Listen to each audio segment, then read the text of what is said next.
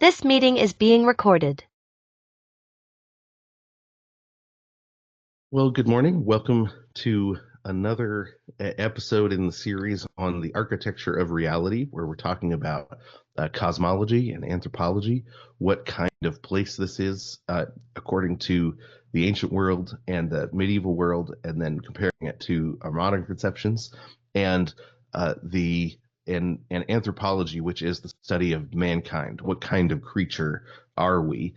And I want to talk some about the sun, the moon, and the stars for a little bit, uh, and I want to do it in order to explain the concept of jurisdiction.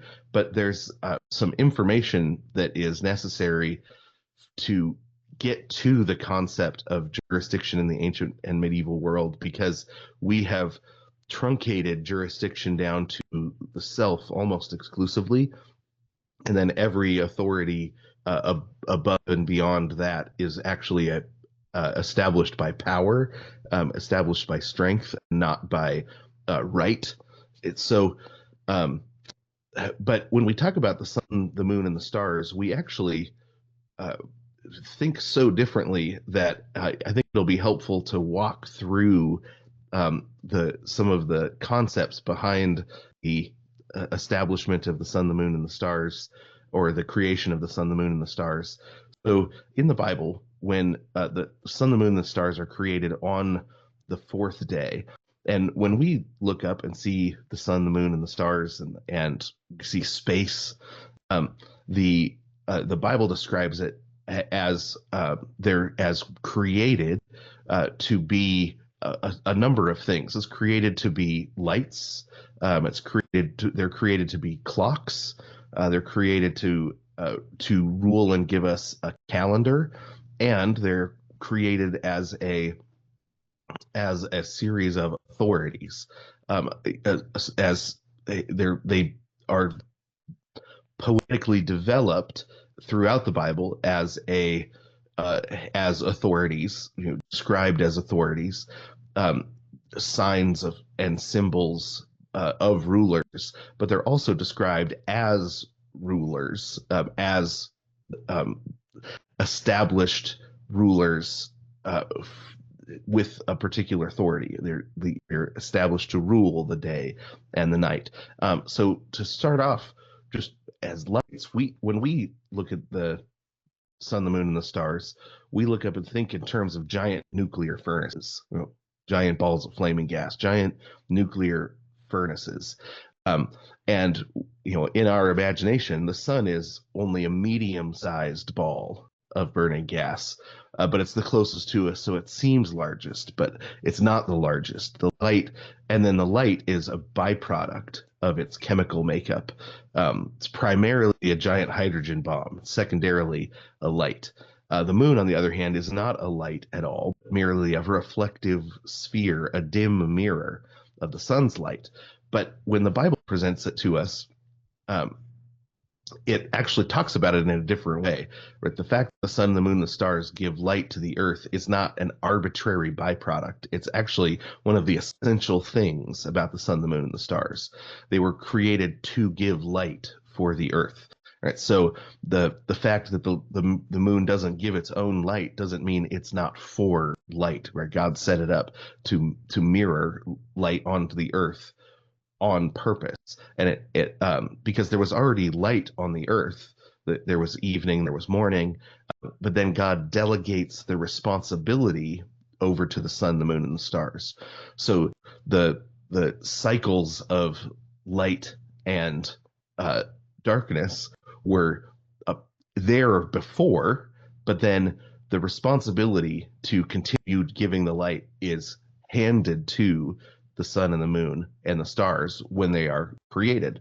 Um, so the the Earth is the central point, not necessarily physically the central point. That's not what it means, but the point, um, creatively speaking, it's why the universe is created, and the sun and the moon are created to give light. Um, there and throughout the light, throughout the Bible, it talks about how beautiful the sun, the moon, and the stars are, but also how useful they are. You know, when you can see how these things end up being separated out in the history of architecture, right? In part of the modernist movement in architecture was, why do these buildings have to be so beautiful? They should just be useful, right? Where beauty and usefulness are seen as a choice you make. Is it going to be beautiful or is it going to be useful? Beauty itself has no use for the modern man. Beauty is a thing that you sometimes get, even though it's unnecessary or unuseful. But the beauty is actually a part of the usefulness, because in scripturally speaking and in the ancient world, Plato makes uh, this exact same point, is that the beauty of the sun makes it useful for lifting our eyes beyond um, the simple, earthly way of thinking, into something greater.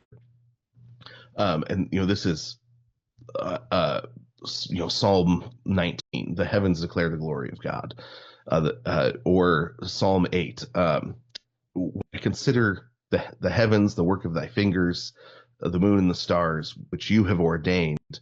What is man that you are mindful of him?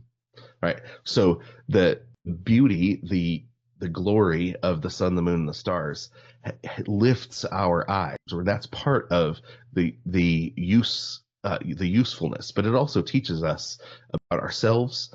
It teaches us about what kind of creature we are, that God would establish the sun and the moon to give light to us. So it's a metaphor. It's a metaphor of God, but it's also becomes a metaphor of us, and we still do this in our love songs. We talk about the sun and the moon as a man and a woman. Uh, we talk about the uh, the way that the stars um, cause a certain effect within us, and then we compare it to people. And Paul actually says that the differences between the sun, the moon, and the stars is is part of what is trying to lift our eyes, right? In 1 Corinthians 15, when he's talking about the resurrection, he talks about uh, there's the celestial glory, and there's one glory for the sun, another glory for the moon, another glory for the stars. The different stars differ in glory, right? And that he's saying it helps us to understand our own coming resurrection, right? So the uh, the the beauty and the light are symbolic. Well, symbolic is probably not the right way to put it. They're allegorical, maybe. It's speaking of something beyond itself, speaking both of God and then us as made in the image of God. Um, and the lights are made specifically to fit the needs of the earth. Um, One of the really one of the things that you hear a lot now is objections that start with well, put it this way: the fine-tuned nature of the universe has become a, a a difficult thing for a lot of atheists to answer, and so they tend to come at it from the other direction, either by saying, well, it doesn't even make any sense that there was light before the sun, the moon, and the stars in the Bible. That where did it come from? That light comes from the sun, and here we are, with a world full of light without the sun. And you've got this miraculous creation going on, and so for Christians, we say, well, that's it's the order of a miraculous creation. Why would it surprise us that it's something that we don't understand? We don't understand how healing would happen. We don't understand how the Red Sea was parted, right? There's miracles are beyond our understanding. That doesn't bother Christians.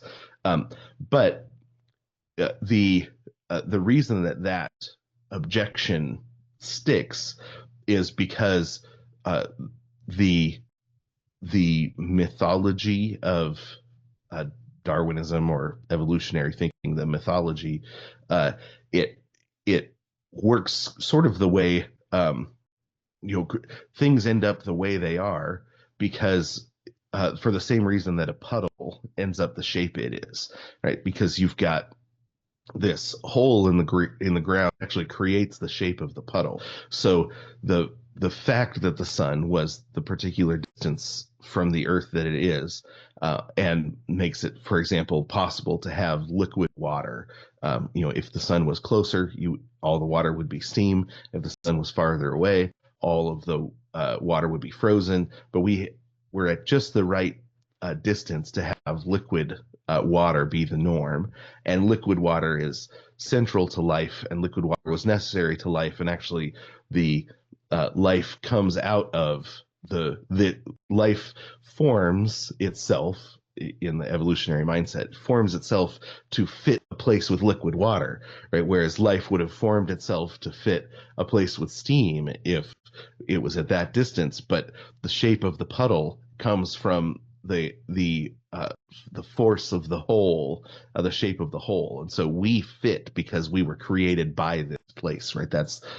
And that's so deeply embedded that when you see a miraculous creation, it actually doesn't make sense within the categories.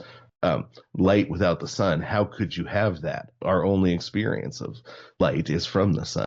That sort of it's a deeper assumption that makes that a difficult thing to understand, because it's actually not a hard concept to say, well, God created light and then he gave the sun the responsibility, or he made the sun in order to continue giving light, right?